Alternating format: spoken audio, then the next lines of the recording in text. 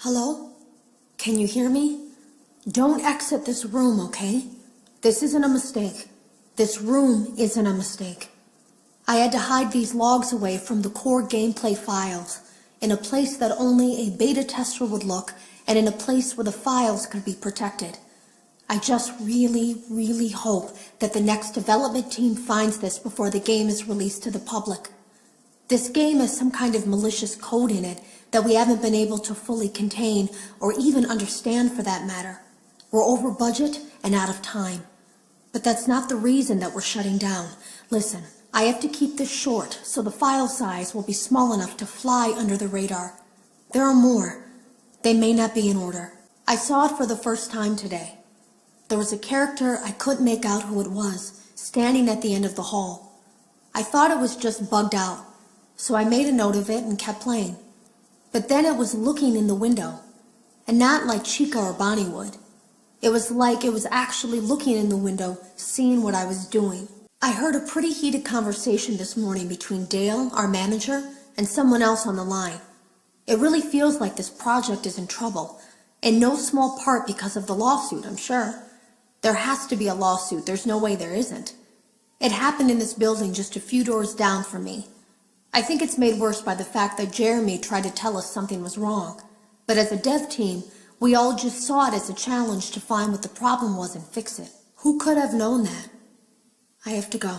Have you ever heard of a guillotine paper slicer? It sounds made up, but it's an actual piece of office equipment. I didn't even know we had one in the supply room. I guess they're more common at businesses that do a lot of graphic design work. I remember seeing one when I was still in school, and even then, I knew how dangerous it looked. I was always afraid of losing a finger.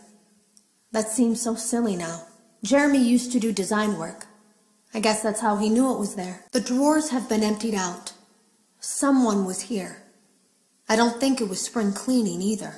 No, there was plastic on the floor. Someone was definitely here during the night. It had to have been the client. I mean, they sent us that stuff in the first place with no explanation, told us to scan it, said it would expedite the process so we wouldn't need to program any pathfinding ourselves. It was a budget thing, I guess. It was just junk, circuit boards and things like that. Looked pretty old. Somehow, though, there was usable code on some of it. It seemed to take hold by itself. Things started changing. But then, he started appearing. At least that's what Jeremy said. I came in early that morning. No one else was there. At least that's what I thought. The supply room was lit. I didn't even notice Jeremy standing in the testing room as I walked past. The supply room was so bright, glowing from all the way down the hall. Jeremy complained of nightmares when he came in this morning. He wasn't talking about it like someone telling a friend about his dreams, though. He was pale. Looked like he hadn't eaten in days. He spent an hour talking in Dale's office, but it didn't look like he was given much sympathy. When he came out, he went directly back to the testing room. He doesn't even jump anymore. Nothing scares him. He just stands there like he's talking to someone. Sometimes he rocks from side to side. We were told to leave him alone. I knew I was in line to do the testing next. They'd been prepping me for it. I guess they knew that Jeremy would need to be replaced soon. You can always tell when a company is getting ready to fire someone. They start giving out written warnings for silly things, making sure to build a paper trail and make a case for a firing. Things that normally no one would care about suddenly become grave offenses, all worthy of being written and documented. I guess it works two ways, because it also encourages a person to quit rather than be scrutinized so heavily. I think Jeremy was too far gone to consider that option, though. The thing about it is that I don't think they were going to fire him because of anything he was doing wrong. They just knew he'd seen something. They needed to discredit him. There was something that looked like a Halloween mask laying on the floor. I didn't understand. Ink must have spilled. It was only then that I heard a shuffle from the testing room and realized Jeremy must be there. I went back and peered in the window. I couldn't see his face. He had the visor covering his head. He had ink spilled on himself as well. The front of his shirt looked black in the dark room. He turned his head in my direction, but I don't think he knew I was there. I was told I had 3 days to finish Jeremy's work, but I know it's just passing the time. They don't really expect me to do anything. It's just to keep up appearances until the buyout is complete. We have to look like we have things under control. There's another potential development studio that wants to pick up from here, but who knows what kind of lies they're being fed to convince them to do it. Against my better judgment, I'm going to do my best to see what's here, make notes of it, and try to isolate where this thing is hiding. At least then the next person that tests this will have a chance of getting rid of it. Today was my last day of beta testing, and the anomaly that I've been seeing is nowhere to be found. But after inspecting some of the files, it seems that it's attached itself to these logs. My logs. That can't be an accident. So now I have to make a choice. Do I leave these logs here for you to find, or do I try to purge this thing myself by destroying the logs? I've chosen the latter. I can't delete them.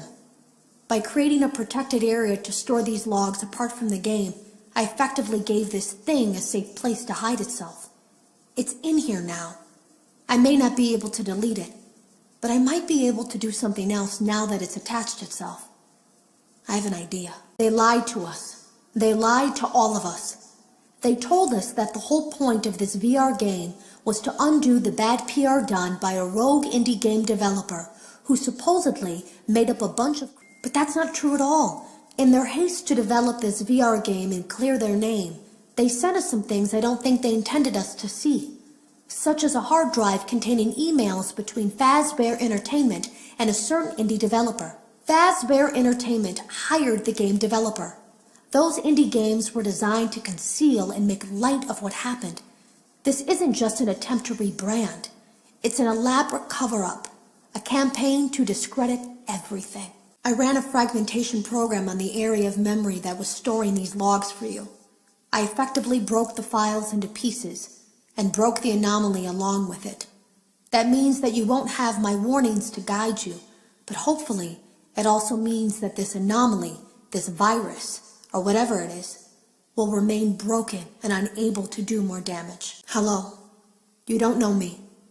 I had created a series of logs for you documenting the troubled development of this VR game that you're now testing, in hopes that you, whoever you are, and whatever team you're with, will abandon development.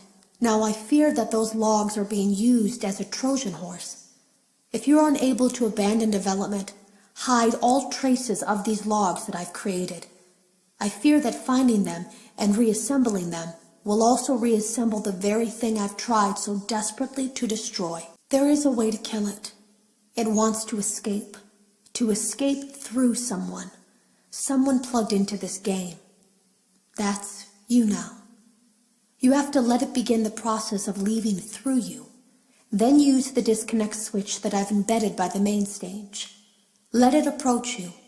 Let it begin to merge with you. Play the music and flip the switch. That will cause a hard restart of the game and flush the memory, effectively killing it. I hope. I don't know when it will come for you.